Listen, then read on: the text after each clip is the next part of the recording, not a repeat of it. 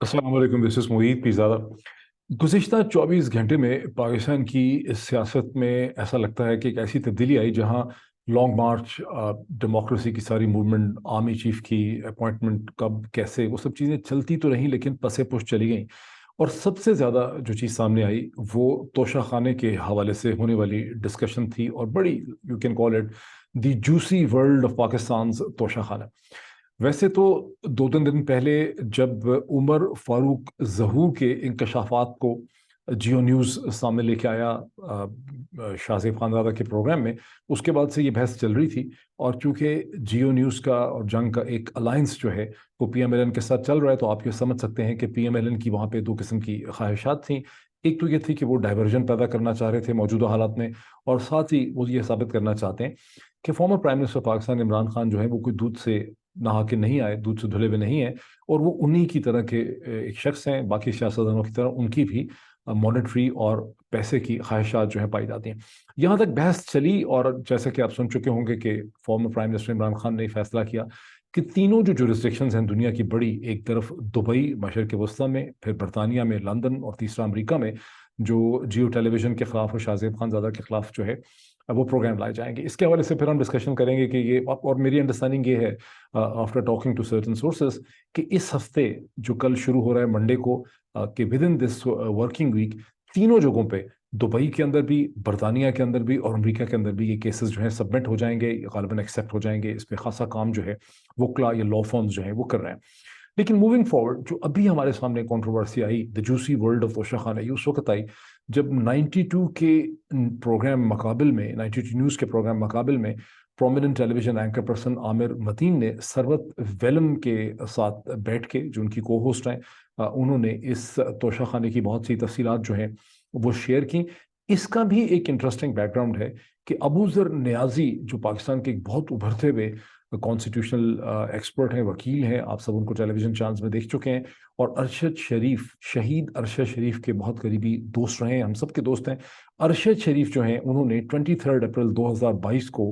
अबू ज़र नियाज़ी को ये कहा कि उन्हें एक एप्लीकेशन डालनी चाहिए तोशाखाने के हवाले से पाकिस्तान इंफॉर्मेशन कमीशन को। तो अबू ज़र नियाज़ी ने पाकिस्तान इंफॉर्मेशन, पहले उन्होंने तोशाखाने के हवाले से कैबिनेट डिवीज़न को, कैबिनेट डिवीज़न के सेक्रेटरी या एडिशनल सेक्रेटरी को उन्होंने एप्लीकेशन दी कि 1947 से अब तक, और ये अरशद शरीफ के कहने पे, अरशद शरीफ की ख्वाहिश पे, उनकी एडवाइस पे उन्होंने ये एप्लीकेशन सबमिट की कि 1947 से आज तक जितने भी पाकिस्तान के प्रेसिडेंट्स, प्राइम मिनिस्टर्स, डिफरेंट जो सीनियर अफसरान हैं, वज़रा हैं, उनको जो तोहफ़े तोहफ़ मिले हैं, वो तोहफ़े तोहफ़ क्या थे, उनकी डिटेल क्या है, उनकी मालियत क्या थी, उनकी रिज़र्व प्राइस क्या लगी, उन्हें कैसे डिस्पोज ऑफ किया गया, किस तरह से कितने पैसे दे के लोगों ने उनको रख लिया, इस सारी की तफसीलात जो हैं इसे शेयर की जाए मीडिया के सामने और इसे पब्लिक किया जाए। और 23 अप्रैल को अगर ये एप्लीकेशन मूव की गई to the cabinet division of Pakistan, तो 28 अप्रैल 2022 ही को कैबिनेट डिवीजन के सेक्रेटरी ने अबू ज़र नियाज़ी को कहा कि नहीं, ये इन्फॉर्मेशन क्लासीफाइड है। पाकिस्तान में हुकूमत का निज़ाम इस किस्म का है कि कोई भी इन्फॉर्मेशन शेयर करने से पाकिस्तान की हुकूमत जो है बड़ी कंजूसी दिखाती है, ये नहीं शेयर करती। पाकिस्तान बिल्कुल एक नॉन ट्रांसपेरेंट सिस्टम है, जहाँ मैक्सिमम जो ऑथेंटिक के क्रेडिबल इन्फॉर्मेशन है वो हुकूमत और इदारों के पास होती है, और इस इन्फॉर्मेशन को कभी भी मीडिया के सामने, पब्लिक के सामने शेयर नहीं किया जाता, जिसकी वजह से पाकिस्तान में इतनी ज़्यादा स्पेकुलेशन और कॉन्स्पिरेसी थ्योरीज पाई जाती हैं, because public, media, society, citizenry जो है वो मुख्तलिफ चीज़ों के बारे में स्पेकुलेट करके एक हकीकत तक पहुंचना चाहते हैं। जब मैं जियो न्यूज़ के साथ था 2007-8 में, तो जियो ने जब अपना कोड ऑफ कंडक्ट बनाने उसको फॉर्मलाइज मैंने किया था, उस पर मैंने बहुत काम किया था, तो मुझे याद है कि उसके अंदर खुद जियो न्यूज़ के अपने डॉक्यूमेंट्स जो थे, जो इंटरनेशनल रिसर्च थे, उसमें ये चीज़ आमिर मीर इब्राहिम साहब ने वहाँ पर ये पॉइंट आउट की हुई थी, उनके अपने लिखा हुआ एक नोट था कि पाकिस्तान में जो इतनी स्पेकुलेशन होती है, जितनी कॉन्स्पिरेसी थ्योरी होती है, उसकी वजह ये है कि रियासत के इदारे, जिनके पास इंफॉर्मेशन है, जो इंफॉर्मेशन को पोजेस करते हैं, जो उसके कस्टोडियन है, वो इंफॉर्मेशन को लोगों तक शेयर नहीं करते। तो ये चीज़ें नोन है, लेकिन इसके बारे में फैसला नहीं हो पाता, और यही कैबिनेट डिवीजन के सेक्रेटरी ने उस वक्त किया जब उन्होंने उसे रिजेक्ट कर दिया। तो ये तो इसका एक बैकग्राउंड है। अब 92 न्यूज़ के बारे में भी जो ये प्रोग्राम मुकाबले में हुआ, आमिर मतीन साहब बहुत रिस्पेक्टेड जर्नलिस्ट हैं, और उनका बहुत एक्सपीरियंस है, अंग्रेज़ी अखबारात के वो एडिटर भी रहे हैं, गालिबन उन्होंने पब्लिकेशंस लॉन्च भी की थी, और 92 न्यूज़ के साथ मेरी भी वाबस्ती रही है, चंद वाबस्तगी रही है। اٹس مائی ایکس چینل، جہاں میں نے 2019 سے 2022 کے چند دن پہلے تک، میں نے آپ کہہ لیں کہ 15 نومبر تک میں نے وہاں پہ کام کیا، اور مجبوری کی وجہ سے مجھے وہاں سے ریزائن کرنا پڑا. میں چھٹی لے کے آیا تھا، لیکن پھر اس کے بعد میرے سامنے ایسی سیکیورٹی اور تھریٹ پرسیپشن جو ہے وہ سامنے آنے لگی. مجھے احساس ہوا، مجھے کہا گیا کہ مجھے پاکستان اسٹیج پہ واپس نہیں جانا چاہیے، اور میں نے بابل نخواستہ کچھ دن پہلے 92 نیوز سے ریزائن کیا. 92 نیوز سے جب میں نے ریزائن کیا تو 92 نیوز کو اس پہ خاصی ناراضگی تھی ان کی، بیکاز میں نے چھٹی لی ہوئی تھی 3 ہفتے کی، اور وہ ایکسپیکٹ نہیں کرتے تھے کہ اس طرح سے میں چھوڑ دوں گا. اور مجھے ان کو خاصی محنت کر کے مشکل سے یہ باور کروانا پڑا کہ مجھے واقعی اس وقت ایک جینون سیکیورٹی تھریٹ ہے. اس وقت تک اس سیکیورٹی تھریٹ نے کوئی فارمل شکل اختیار نہیں کی تھی، لیکن گزشتہ 24 گھنٹے میں برٹش پولیس نے لندن سے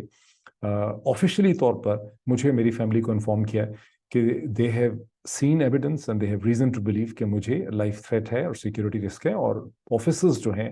فرام دی برٹش پولیس، انہوں نے مانچسٹر میں میرے فیملی ریزیڈنس گھر کو انہوں نے وزٹ کیا، وہاں انہوں نے ملاقات کی میرے برادر ان لا سے، اور اسے انہوں نے آفیشلی انفارم کیا کہ انہیں لندن پولیس نے یہ انفارم کیا، ٹیمز ویلی پولیس نے، کہ محیط پیزادہ وچ از اے برٹش سبجیکٹ وچ از نون، جس کی انٹرنیٹ پہ پریزنس ہے، اس کے حوالے سے انہوں نے چیٹر دیکھی ہے وچ جس کے لائف تھریٹ ہے.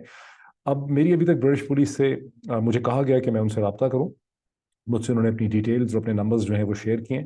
اور میں ان سے بھی بات کروں گا، and I will discuss, and اگر ضرورت پڑی تو میں لندن جاؤں گا اور ٹیمز پولیس جو ہے اس کے ساتھ ڈسکس کروں گا کہ what is the nature of the threat. انہوں نے یہ بھی آفر کیا ہے کہ they can brief the U S police on the nature of threat. So میں آپ کے ساتھ شیئر اس لیے کر رہا ہوں کہ اس سے پہلے بھی میں نے ایک بہت ہی رسپانسبل، بہت ہی رسپیکٹڈ سینئر آفیسر جو ہیں، ایکس آفیسر، بہت ہی رسپیکٹڈ، ان کے ذریعے میں نے پاکستان کے انٹیلیجنس ہیڈ کو یہ میسج بھجوایا تھا کہ مجھے مسلسل یہ خبر مل رہی ہے کہ آئی ایم ایٹ تھریٹ. اور انہوں نے، جو پاکستان کے انٹیلیجنس ہیڈ ہیں، who is himself a very respected man, very responsible man، انہیں یہی کہا دوسری پرسنالٹی کو کہ سر ہمارے حساب سے تو کوئی مطلب ہمارا تو کوئی مسئلہ ہے نہیں ہے. تو آئی فلی بلیو ہم، بہت ہی پڑھے لکھے ہیں. جب وہ جوائن کر رہے تھے اس پوزیشن پہ تو بھی مجھے یہی انفارم ہوا تھا کہ he is a great academic man, he is very fond of books, اور بہت سیریس ان کی پرسنالٹی ہے. جب ان سے ایک پریس کانفرنس کروائی گئی، وہ بھی ان سے زبردستی کروائی گئی، وہ بالکل ہرگز یہ پریس کانفرنس نہیں کرنا چاہتے تھے، جیسے کہ ساری دنیا نے دیکھا کہ he was extremely uncomfortable during the press conference. بہرحال میں یہ سمجھتا ہوں کہ ان کے ہو سکتا ہے نالج میں نہ ہو، اور ان کے نیچے ایسے ارسپانسبل روگ ایلیمنٹس یا آفیسرز جو ہیں وہ ہو سکتے ہیں، جن کو سمجھنا جو ہے وہ بہت ضروری ہے. اور یہ جو ساری صورتحال ڈیولپ کر رہی ہے کہ انٹرنیشنل پولیسنگ آرگنائزیشنز جو ہیں پاکستان کے جرنلسٹ کو آفیشلی وارن کرنے لگ جائیں کہ ہمیں انفارمیشن یا ٹپ آف مل رہا ہے کہ آپ کی زندگی کو خطرہ ہے، یہ پاکستان کے لیے انتہائی بےزتی کا بھی مقام ہے. That shows Pakistan is being very irresponsible state, جہاں پہ اس قسم کے الزامات لگ رہے ہیں. اور یہ ایک ایسی صورتحال ہے جس میں پاکستان کی ریاست کے جو مخالف اداروں کے مخالف ہیں ان کو بھی کھیلنے کا بہت موقع مل سکتا ہے، وہ بھی اپنے ارسپانسبل ایکشنز کر سکتے ہیں پاکستان کے ریاستی اداروں کو بدنام کرنے کے لیے. تو مجھے جو بھی انفارمیشن ملے گی، I will reach back to the Pakistani intelligence, اور میں ان سے وہ انفارمیشن شیئر کروں گا. اور میری پہلی جو مطلب ایکسپیکٹیشن ہے وہ تو یہ ہے کہ پاکستان کے ادارے جو ہیں وہ مجھے پروٹیکشن دیں گے، تو آئی ول ایکٹ ایز رسپانسبلی، جس طرح سے کسی بھی انٹرنیشنل رسپانسبل سٹیزن کو اس صورتحال میں ایکٹ کرنا چاہیے. Coming back to Aamir Mateen's programme Muqabil, جس میں انہوں نے سرورت عالم کے ساتھ بیٹھ کے بہت سی انفارمیشن جو ہے وہ انہوں نے شیئر کی. جو انفارمیشن کی انہوں نے شیئر کی، وہ انفارمیشن انہوں نے یہ شیئر کی کہ کم از کم محترمہ بے نظیر بھٹو، اس کے بعد نواز شریف صاحب کی حکومت، پھر جنرل مشرف، پھر ظفر اللہ خان جمالی جن کو بالکل ہی کم لوگوں نے گفٹ دیے، پھر شوکت عزیز صاحب جب وہ پرائم منسٹر تھے، مشرف صاحب خود، اس کے بعد پھر نواز شریف کی حکومت، پھر آصف علی زرداری، اور اس کے بعد عمران خان. تو انہوں نے اس کی جہاں جہاں پیچی قسم کی ڈیٹیلز ان کے پاس تھیں انہوں نے شیئر کی، اور ان ڈیٹیلز کو دیکھ کے ایک خاصی دلچسپ صورتحال پتہ چلتی ہے کہ کیسے تمام لیڈران نے اسٹارٹنگ فرام، کیونکہ جنرل ضیاء الحق کی کوئی انفارمیشن انہوں نے شیئر نہیں کی، تو اس سے آپ یہ انڈرسٹینڈ کر سکتے ہیں کہ جو انفارمیشن ان کے پاس تھی، جو انکمپلیٹ تھی، پارشل تھی، وہ 1980s کے لیٹ یا 1990 سے شروع ہوتی ہے، اور اس میں بہت تھوڑے پیسے دے کے بہت مہنگے گفٹ، جس میں گاڑیاں ہیں، جس میں ڈائمنڈز ہیں، جس میں نیکلسز ہیں، جس میں ہار ہیں، جس میں شالز ہیں ایکسپینسو، جس میں پرزم میٹ ہیں، ہر قسم کی چیزیں، ڈیگر ہیں، تلواریں ہیں، خنجر ہیں، ڈائمنڈ سلیڈ چیزیں ہیں، موتی لگی ہوئی چیزیں ہیں، ایسی چیزیں جو ہیں ان کی قیمت بھی جو عامر متین صاحب نے بتائی وہ بہت کم لگتی ہے. بادی نظر میں اپیرنٹلی بہت کم ہے. عامر متین صاحب نے اس کی طرف اشارہ بھی کیا کہ قیمتیں جہاں چند چند لاکھ رکھی گئی ہیں ایسی چیزوں کی، اور پھر ان کو 1/3 پرائز دے کے، یہ 25% پرائز دے کے ان کو خرید لیا گیا، چند چند ہزار میں ان کو خرید لیا گیا. اس کی ساری ڈیٹیلز انہوں نے شیئر کی، اور سب سے زیادہ ان ڈیٹیل سے یہ پتہ چلتا ہے کہ سب سے زیادہ اگر کسی نے تحائف لیے ہیں تو وہ ex prime minister of Pakistan جناب شوکت عزیز صاحب نے لگتا ہے کہ بہت زیادہ گفٹ لیے ہیں. اس کے بعد نواز شریف صاحب نے لیے ہیں، آصف علی زرداری صاحب نے لیے ہیں، بہت کم پرائز دے کر وہ گفٹ جو ہیں انہوں نے لیے. اور عمران خان صاحب کا بھی انہوں نے ذکر کیا، عامر متین صاحب نے، اور میں سمجھتا ہوں کہ ٹھیک انہوں نے بہت ہی مدھم انداز سے، بہت ہی پولائٹ انداز سے، بہت ہی کریٹیکل طریقے سے عامر متین نے یہ ذکر کیا کہ عمران خان صاحب جو ہیں وہ بھی اسی کیٹیگری میں آ جاتے ہیں. اور ان کا ڈیفنس یہ ہے، عمران خان صاحب کا، ان کے سپورٹرز کا اور تحریک انصاف کا ڈیفنس یہ ہے کہ جو سکیل ہے، یعنی انہوں نے 2-3 چیزیں وہاں سے لی ہیں 4.25 برس میں، اور جو سکیل ہے ان گفٹ لینے کا، جو فریکوینسی ہے، جو قیمت تھی ان کی، جو مالیت تھی، وہ بہت کم تھی. لیکن پرنسپل جو ہے، جس طرح سے نون والے ثابت کرنا چاہتے ہیں کہ اگر ہم نے کیا تو عمران خان نے بھی کیا، اور عامر متین کو بھی اس پہ ان کا استدلال یہ تھا کہ کیٹیگری ایک طرح سے اسی میں وہ فال کر جاتے ہیں. یہ اور بات ہے کہ تحریک انصاف کے ذرائع کا یہ کہنا ہے کہ عمران خان صاحب نے جو ایک قیمتی گھڑی جو عمران ریاض خان، جو ٹیلی ویژن اینکر پرسن ہیں پرومننٹ، جن سب سے آپ واقف ہیں، آپ سب ان سے واقف ہیں، انہوں نے اپنے ٹویٹس میں کہا کہ Imran Khan, former prime minister Imran Khan نے جو گھڑی بیچی، جو سعودی عرب کے پرنس MBS کی گھڑی ان کو ملی تھی گفٹ میں، جس میں خانہ کعبہ یا مکہ کی امیج جو ہے اس گھڑی کے ڈائل کے اندر بنا ہوا ہے، یہ 5 کروڑ 10 لاکھ روپے کی اسلام آباد کے اندر غالباً F7 سیکٹر کے اندر ایک جیولر کو یا ایک اس قسم کی شاپ کو بیچی گئی، اور وہاں سے اس کو کسی نے دبئی میں جا کے بیچا 6 کروڑ کچھ کا. اور اس کے بعد جو یہ کہتے ہیں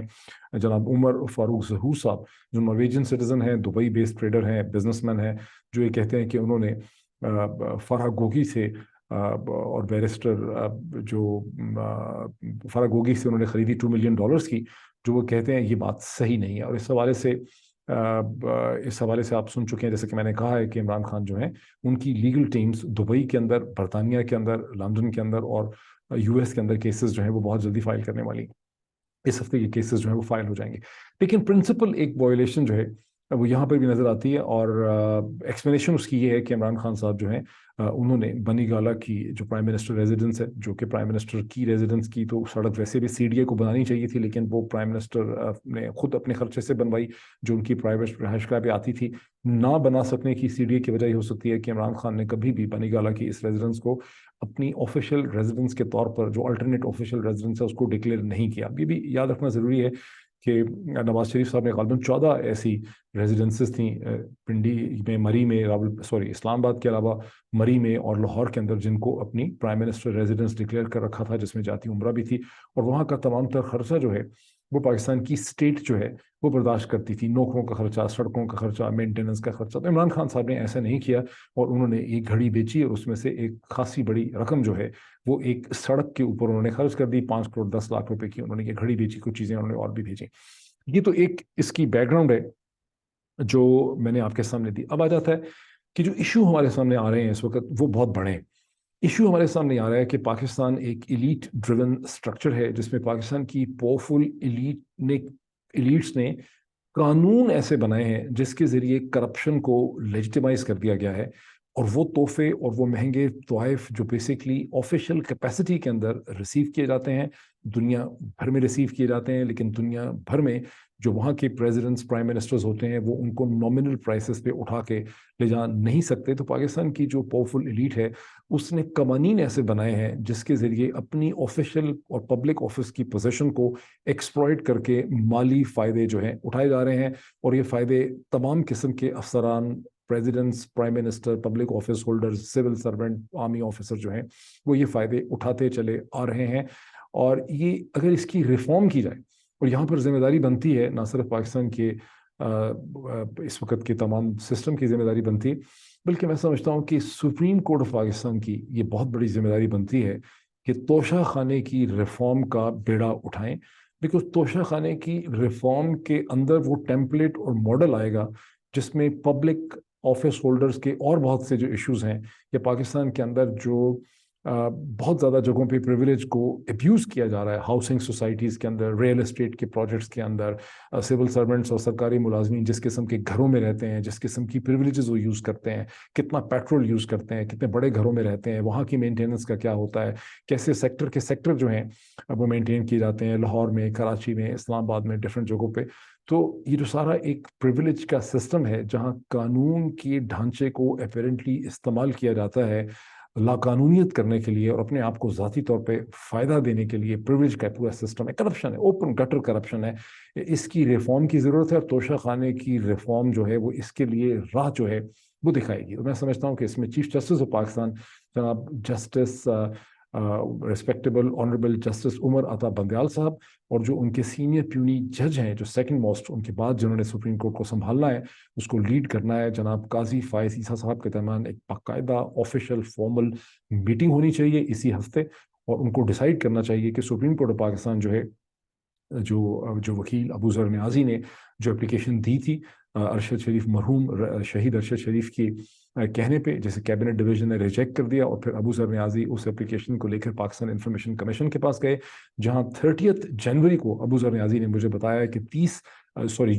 जून 2022 को पाकिस्तान इंफॉर्मेशन कमीशन ने उस पर फैसला दिया कि ये सारी इन्फॉर्मेशन इसको पब्लिक होनी चाहिए, लेकिन उसके बावजूद वो फैसला इंप्लीमेंट नहीं हो सका। वहां पर सुप्रीम कोर्ट ऑफ पाकिस्तान के पास कॉज एग्जिस्ट करता है कि सुप्रीम कोर्ट इस कॉज को यूज़ करे, इसका सुओ मोटो नोटिस ले और कैबिनेट डिवीजन को मजबूर करे कि 1947 से अब तक तमाम जो गिफ्ट रिसीव किए गए हैं उनकी नेचर क्या थी, उनकी डिस्क्रिप्शन क्या थी, उनकी रिसीव्ड प्राइस या रिजर्व प्राइस क्या मुतय्यन की गई, किस तरह से उसका डिस्पोजल हुआ, किस किस कीमत पे पाकिस्तान के पॉलिटिशियंस ने, head of the states, prime ministers ने, दीगर अफसरान ने वो तोहफे जो हैं अपने आप को दे दिए या अपने घरों में उठा के ले गए। इसकी तफसीलात जो हैं वो सामने आनी चाहिए। But that is not the only thing. इसकी रिफॉर्म यहाँ ख़त्म नहीं होती। कुछ मेरे सामने, मैं थोड़ा सा इसका बैकग्राउंड आपको बता दूं कि तोशा खाना जो है, थोड़ी सी आप रिसर्च करेंगे नेट पे तो आपको पता चलेगा कि पर्शियन ज़ुबान का लफ्ज़ है और जब मुगलिया हुकूमत होती थी, जो मुगल एम्पायर थी, तो मुगल किंग्स एंड एम्प्रस जो हैं वो उनका एक तोशा खाना मेंटेन करते थे। जब मुख्तलिफ राजे या बैरूनी ममालिक जैसे बरतानी किंग है या फ्रांस का किंग है, जब वो अपने तोहफ़ भेजते थे मुगल बादशाहों को, तो एक सेंटर होता था, एक म्यूज़ियम होता था जिसमें उन चीज़ों को रखा जाता था, आर्काइव किया जाता था, डिस्प्ले किया जाता था और ये डिस्प्ले को फॉरेन गेस्ट या और इम्पोर्टेंट जो इम्पोर्टेंट पर्सनालिटीज़ या रॉयल पर्सनालिटीज़ देखते थे। और मकसद ये होता था कि किसी बादशाह की किसी दूसरे बादशाह ने या राजा ने कितनी इज्जत की है और उसको कितने महंगे कीमती तोहफ़ जो हैं वो दिए हैं। तो ये एक डिस्प्ले पर्पस के लिए तोशा खाना मेंटेन होता था। जब 18वीं सदी के वक्त के बाद ईस्ट इंडिया कंपनी हिंदुस्तान में ताकतवर हुई तो उन्होंने भी एक तोशा खाने का सिलसिला शुरू किया। बल्कि पर्शियन जुबान का एक लफ्ज़ और टर्म है खिलत फ़ाखरा, तो खिलत की टर्म इस्तेमाल होती थी। ईस्ट इंडिया कंपनी तोहफे देती भी थी, तोहफे रिसीव भी करती थी, लेकिन उन्होंने लिमिट्स रखी कि बहुत कम मालियत के जो तोहफे हैं उनको तो ईस्ट इंडिया कंपनी के ऑफिसर्स रख सकते थे, लेकिन जो महंगे होते थे वो उसको तोशा खाने में जमा करवाते थे, जहां से उसके बाद उसको ऑक्शन किया जा सकता था। हिंदुस्तान की हुकूमत, जो हमारा नेबरिंग कंट्री है, वहां पर ये ट्रेंड बड़ा क्लियर है कि एक बहुत कम मालियत के तोहफे अगर पब्लिक ऑफिशियल को मिलते हैं वो उनको रख सकते हैं। वो लिमिट बड़ी कम है, $30 से लेके $300 तक, और उसके ऊपर का जो भी गिफ्ट होगा वो उनको डिक्लेयर करना है with in 30 days of the receiving of that gift, और वो जमा होगा तोशा खाने में, जहां से बाद में उसकी ऑक्शन हो सकती है। चूंकि इसका मॉडल हमारे सामने एग्जिस्ट करता है, हियर आर 2 or 3 सजेशंस जो मैं आपके साथ शेयर करना चाहता हूं, एंड आई एम श्योर कि सुप्रीम कोर्ट ऑफ पाकिस्तान तक ये बात पहुंचनी चाहिए। मैं भी कोशिश करूंगा कि जज साहिबान तक ये हमारी आवाज़ जो है वो पहुंचे। पहली जो इंपॉर्टेंट चीज़ है वे फॉरवर्ड में, और वो तो अबू ज़र नियाज़ी की जो एप्लीकेशन है उसके ऊपर पाकिस्तान इंफॉर्मेशन कमीशन अपना फैसला कर चुका है। सुप्रीम कोर्ट को उसको पिक करना चाहिए और सुप्रीम कोर्ट को चाहिए कि इस इंफॉर्मेशन को सुओ मोटो नोटिस लेके कैबिनेट डिवीजन को मजबूर करे और इसे पब्लिक दे। बिकॉज जब ये लिस्ट और इन्फॉर्मेशन हमारे सामने आ जाएगी कि स्टार्टिंग फ्रॉम 1947-48 जो पहला प्राइम मिनिस्टर था लियाकत अली खान से लेके इमरान खान तक, कितने तोहफ़े रिसीव हुए और उनका डिस्पोजल कैसे हुआ और उनकी रिसीव प्राइस कैसे रखी, ये पहला स्टेप है। सेकेंड स्टेप ये है कि जो रिजर्व प्राइस का, ये जिसको रिसीव प्राइस कहा जाता है कस्टम्स की लैंग्वेज में, रिजर्व प्राइस जो ऑक्शन के लिए रखी जाती है, इसका मैकेनिज्म क्या है। मुझे बहुत शक है, जिस तरह से आमिर मतीन साहब ने अपने प्रोग्राम में बताया कि ये रिजर्व प्राइस ही किसी करप्ट मैकेनिज्म से डिसाइड की जाती है कैबिनेट डिवीजन के लेवल में। ज़रूरत यह है कि हर किस्म का जो तोहफा मिले with in certain time period of से 30 days to 45 days, उसकी बाकायदा जो इमेजरी है اس کی پکچرز اور اس کی ویڈیو بنا کر دنیا کے جو سب سے ایکسپینسو یا بڑے جو سٹورز ہیں جیسے برطانیہ میں ہیرڈز ہے، سیلفریجز ہے، سوت بائز ہے، جو آکشن ہاؤسز ہیں دبئی کے اندر، امریکہ کے اندر، یورپ میں، ان سے وہ انفارمیشن جو ہے شیئر کی جائے آفیشیل لیٹر کے ذریعے، ان کو ویڈیوز بھیجی جائیں اور اس کے بعد پکچرز بھی بھیجی جائیں، ویڈیوز بھی بھیجی جائیں، ڈیٹیل جو ڈسکرپشن بھی دی جائے، اور ان کو کہا جائے کہ اس کی فیئر مارکیٹ پرائس کو ڈٹرمن کریں۔ جب وہ فیئر مارکیٹ پرائس ڈٹرمن ہو تو پھر کم از کم ایک پرنسپل ڈیسائیڈ ہو سکتا ہے کہ جس کو ملا تھا پریزیڈنٹ پرائم منسٹر کو گفٹ، وہ 50%، اس کو 45% بھی رکھا جا سکتا ہے، 40% بھی رکھا جا سکتا ہے، 50% بھی رکھا جا سکتا ہے، 60%، لیکن میرا خیال ہے کہ منیمم ان کو آپشن دی جائے کہ 50% پرائس دے کر اس گفٹ کی اگر وہ اس کو خریدنا چاہتے ہیں تو اس کو ایک ٹرانسپیرنٹ میکینزم سے خرید سکیں، اور اس کے بعد اگر نہیں خریدتے تو 3 یا 5 سال کے بعد اس کے بعد ایک میوزیم ہونا چاہیے پرائم منسٹر ہاؤس میں اسلام آباد کے اندر، جہاں یہ گفٹ جو ہیں یہ پریزیڈنٹ ہاؤس میں، جہاں یہ گفٹ اس میوزیم میں ڈسپلے کیے جائیں۔ میوزیم میں انٹری ایک ٹکٹ کے ذریعے ہو، اس کے بارے میں لکھا جا سکتا ہے، ڈاکومنٹری بن سکتی ہے، فلم بن سکتی ہے، بہرحال ایک میوزیم ہو۔ جیسے ٹیکسلا میں ہم بہت مہنگی چیزوں کے ایک میوزیم ہے جہاں پرانی جو بہت آرکائیو کی گئی ہیں چیزیں بہت ایکسپینسو ہیں، شاید ان چیزوں سے بھی زیادہ ایکسپینسو ہیں، ان کو وہاں پہ آرکائیو کیا گیا۔ اس قسم کا ایک میوزیم ہونا چاہیے جہاں ایک ٹکٹ انٹری ہو، لوگ آ کے اس کو دیکھ سکیں، اور اس کے بعد پھر ایک مناسب وقت کے بعد 2.5 برس یا 3 برس کے بعد ان چیزوں کی آکشن کی جائے انٹرنیشنلی نون ویزیبل ٹرانسپیرنٹ طریقے سے، جس کا اشتہار اکانومسٹ کے اندر، گارڈین کے اندر، نیو یارک ٹائمز کے اندر، پاکستان کے اخباروں میں ہو، اور اس میں انٹرنیشنل فرمز جو دبئی بیٹھے بڑے بڑے ہاؤسز ہیں، سیلفریجز ہے، ہیرڈز ہے، وہ آئیں۔ ان جو تحفے ہوتے ہیں ان کی مالیت اس لیے بہت بڑھ جاتی ہے جب پرائم منسٹر نواز شریف کو یا پرائم منسٹر عمران خان کو MBS یا امریکہ کا وہ تو خیر امریکہ والے تو دیتے ہی نہیں اس قسم کے، تو جب وہ ان کو اس قسم کے کوئی گفٹ دیتے ہیں تو اس گفٹ کی اگر اپنی ویلیو $100,000 تھی یا $1 ملین تھی تو یہ گفٹ دینے سے اس کی ویلیو کم نہیں ہوتی اور زیادہ بڑھ جاتی ہے۔ اگر former prime minister Imran Khan کو ایک گفٹ ملے گا تو صرف اس فیکٹ سے کہ وہ عمران خان کو ملا ہے یا نواز شریف کو ملا ہے، MBS نے دیا ہے یا کنگ آف سعودی عرب نے دیا ہے، تو اس کی ویلیو بڑھ جاتی ہے۔ تو یہ جو آکشن ہے یہ بڑی امپورٹنٹ ہوگی۔ یہ چند پروپوزلز ہیں، I would try to write about those proposals as well۔ میں چاہوں گا کہ میں اس ویڈیو کو شیئر بھی کروں جہاں جہاں میرے لیے ممکن ہے۔ آج اتنا ہی، پھر آپ سے ملاقات ہوتی ہے۔ Thank you so much.